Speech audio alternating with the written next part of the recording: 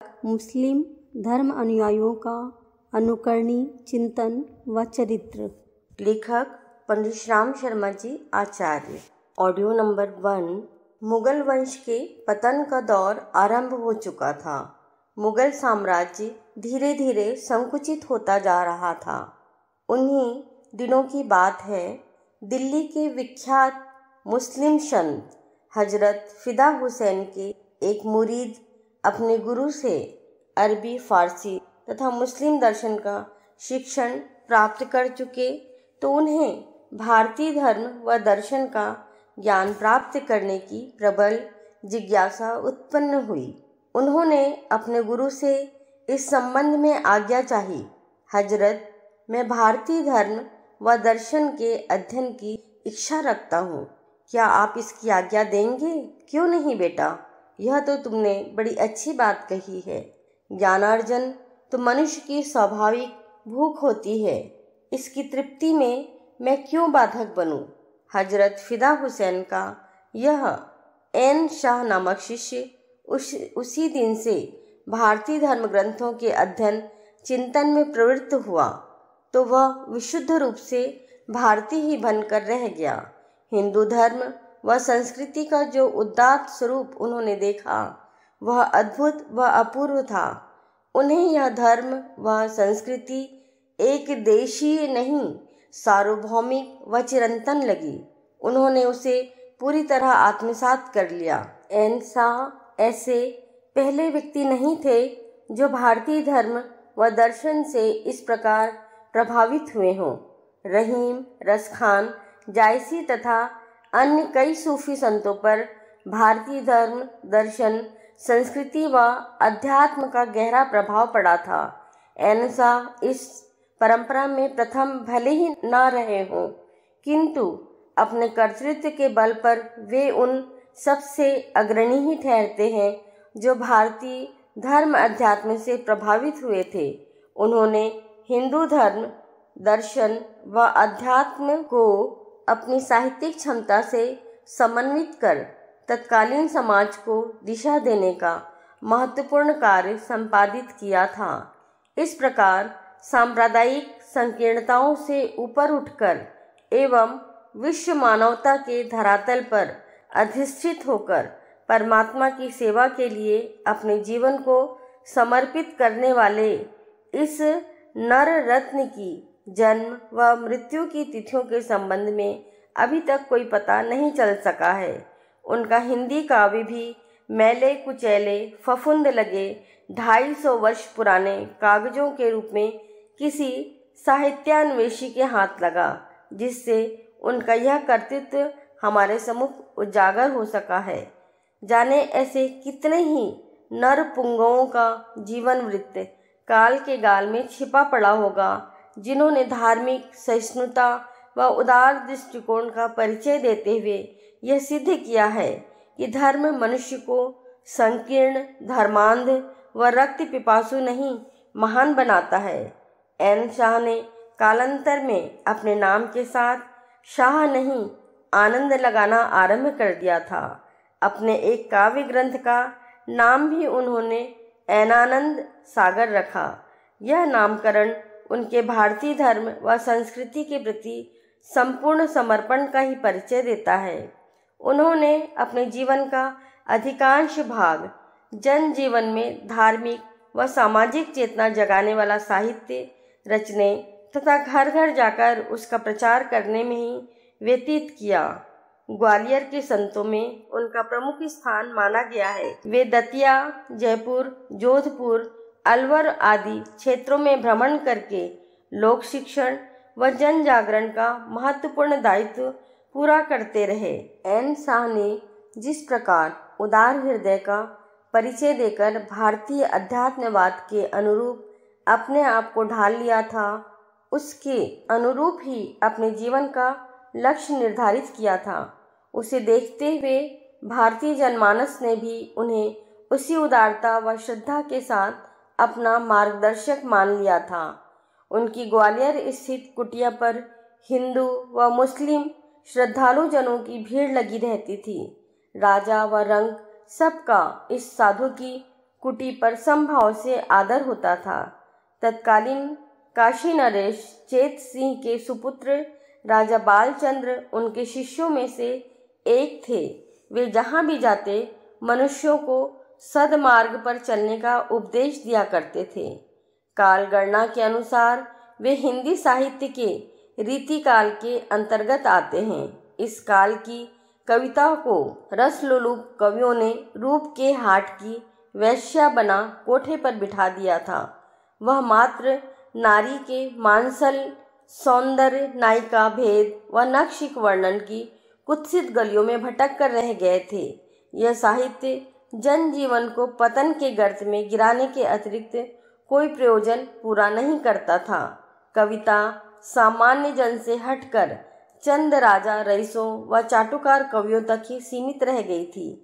कला रूपी ईश्वरी प्रसाद से सामान्य जन वंचित ही रह गया था।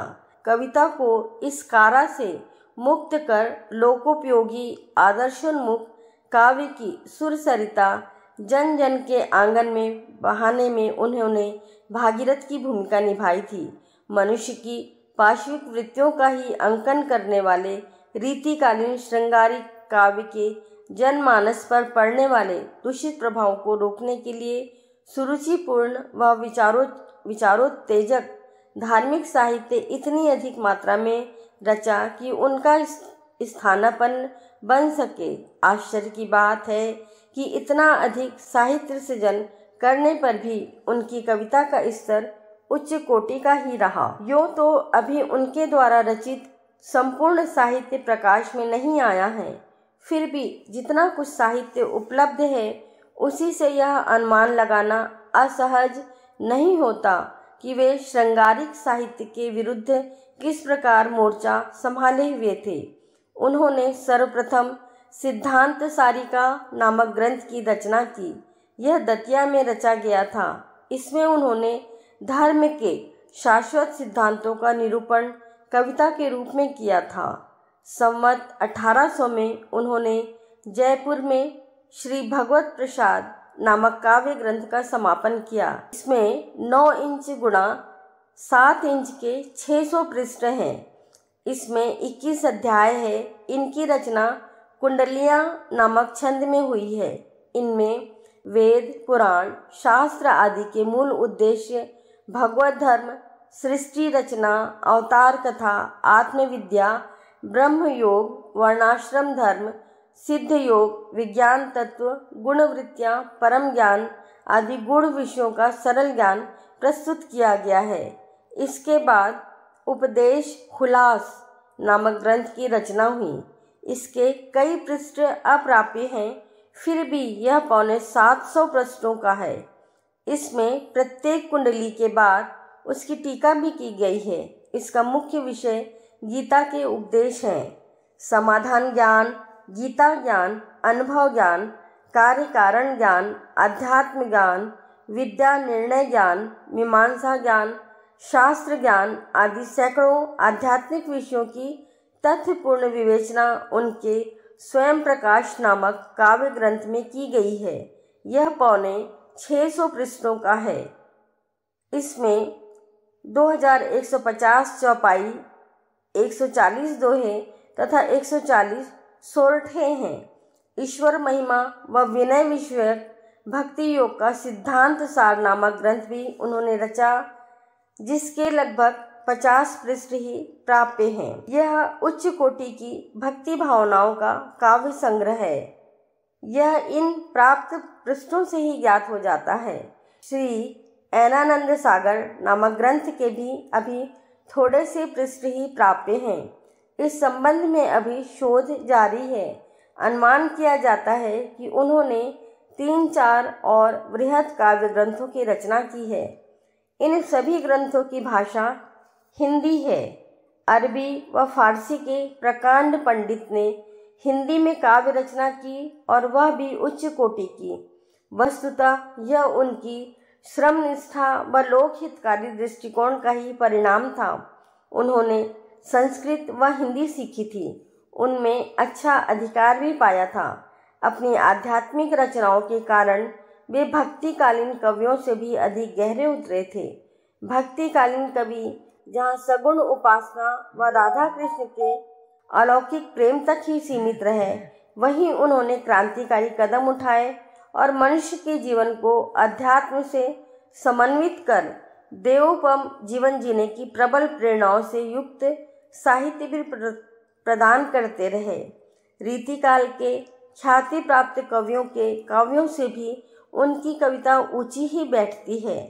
कहने का अर्थ यह है कि वे समय के प्रवाह के साथ बहने वाले निर्जीव काष्ठ मात्र नहीं थे।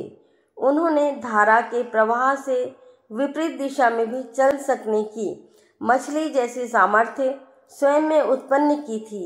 एन शाह भारतीय धर्मशास्त्रों व अध्यात्म के पंडित थे। उन्होंने कथाओं व प्रबंध काव्य की अपेक्षा बौद्धिक व व्यवहारिक स्तर पर प्रत्येक विषय को उठाया। उसके पीछे न उनके अपने पांडित्य प्रदर्शन का भाव था और न काव्य का चमत्कार दिखाने का लक्ष्य ही। वे तो जन सामान्य को धर्म से विमुख जाते देख, श्रृंगार का हालाहाल पीते देखकर उसे धर्म व अध्यात्म का अमृत पिलाने के लिए सामान्य जन की भांति आगे आ खड़े हुए थे।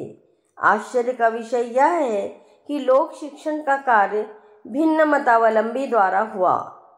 उनके साहित्य को उस युग की प्रसुप्त चेतना को जगाने वाला सचेतक कहा जाए तो अत्युक्ति न होगी। उन्होंने उपासना पद्धतियों, भक्ति व ज्ञान के भ्रमजाल में जनता को नहीं भटकाया, वरन वे शुद्ध भावना, शुभ कर्म व व्यवहार, सत्य चिंतन से समन्वित किसी भी उपासना पद्धति व मार्ग को हितकर मानते थे। एन शाह ऐसे युग में जन्मे थे जबकि सामंतवाद का बोलबाला था, जिसकी लाठी उसकी भैंस वाला कानून चल रहा था। संत महात्मा, त्यागी विरागी जनजीवन से पलायन करने की प्रवृत्ति अपना रहे थे। कवि व कलाकार राजाओं, रईसों व सामंतों की कुत्सित भावनाओं के परिपोषण में ही जमीन आसमान एक कर रहे थे और प्रजा उपेक्षित, आरक्षित व दिशाहीन हो रही थी। ऐसे समय में उनके व्यक्तित्व का, कर्तृत्व का नियोजन जिस प्रकार हुआ था वह कम महत्वपूर्ण नहीं है। तत्कालीन युग चेतना को जगाने का उनका यह प्रयास सराहनीय भी है व अनुकरणीय भी।